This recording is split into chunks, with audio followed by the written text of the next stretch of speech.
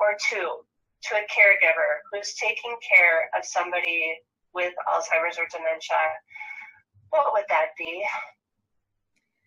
Well, number one, to take care of yourselves. And I know that's very, very hard to do because as a caregiver, your priority is taking care of your husband, taking care of your wife, your spouse, your brother, whoever that is.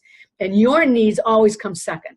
But as they say in the airplane, you know, you have to get your oxygen on first.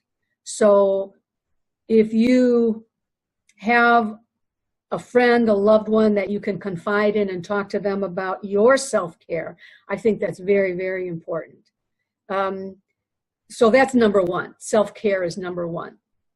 And another, since we're talking about therapeutic fibs, to give yourself the permission to use a therapeutic truth, to use a fib in situations where it helps your loved one understand or helps your loved one, that connects you with your loved one on an emotional level, but doesn't tell the whole truth, to allow that.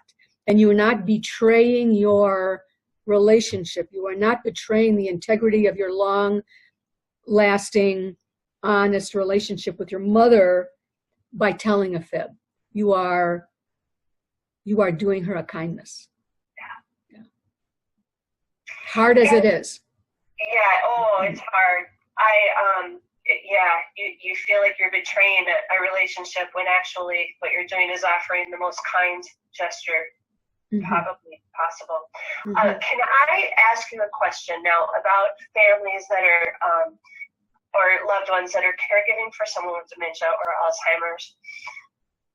At what point could they call Volunteers of America and the care management team for assistance? And what role could you play to make their lives a little easier? Well, people should think about care managers in terms of using a professional resource specialist and a professional advocate. That's what we are. We're professional advocates and resource specialists. People call all the time, excuse me, asking how we as care managers can help them because Uncle Joe is failing at home and they don't know if he can stay at home. They don't know if services can be brought in or another level of care is needed. That's also what a care manager does, can go into people's homes and assess whether services can be brought in and independence maintained, or do they need to look for a plan B now, or do they need to look for a plan B maybe in 6 months. So people call all the time with those kinds of questions. People sometimes call, they just need an elder law attorney, or they need a good realtor to help them move, or they need ideas for home health care. You know, I triage questions like that over the phone all the time without a service agreement. But if somebody needs a care manager to go into somebody's home to do a formal assessment and give advice, then we need a signed service agreement. But the most important thing is to think of a care manager as a professional resource specialist and advocate. We can be eyes and ears for out-of-town family members. We can be eyes and ears for people who live in town but have full-time jobs, full-time families. We do that for a significant number of our clients.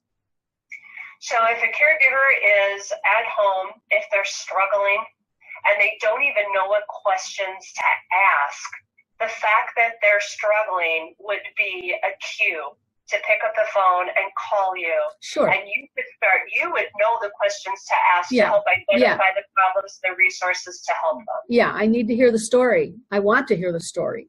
A care manager will need to hear the story to think about how they can help in particular situations. I mean, there's certainly commonalities, but every family is different.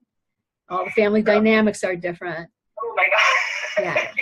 Every family is different, mine included. Yeah. And I think so often what I see with my clients when I'm going into their home and they're thinking about moving or selling their home is that they're so overwhelmed they don't even know what questions to ask. Mm-hmm. So the message I want you to hear loud and clear is that you do not have to go it alone. Joyce is ready, willing, able, and she's an expert. And not only thank you, do you Lisa. not have to know what questions to ask, you just have to tell her your story, and she will have plethora of resources and information to make your life easier. All you have to do is ask for the resources. We are very fortunate in our community of the Twin Cities to have wide and deep resources for older adults and their families, and many, many, many people don't know what those are. And a care manager knows what those resources are. And if I am stumped, and I sometimes get stumped about some service need, I know how to research and find out what the services are in our community. So that also makes us resource specialists. We know who to call. Thank you so much. You're welcome. It was a pleasure. Wealth of information.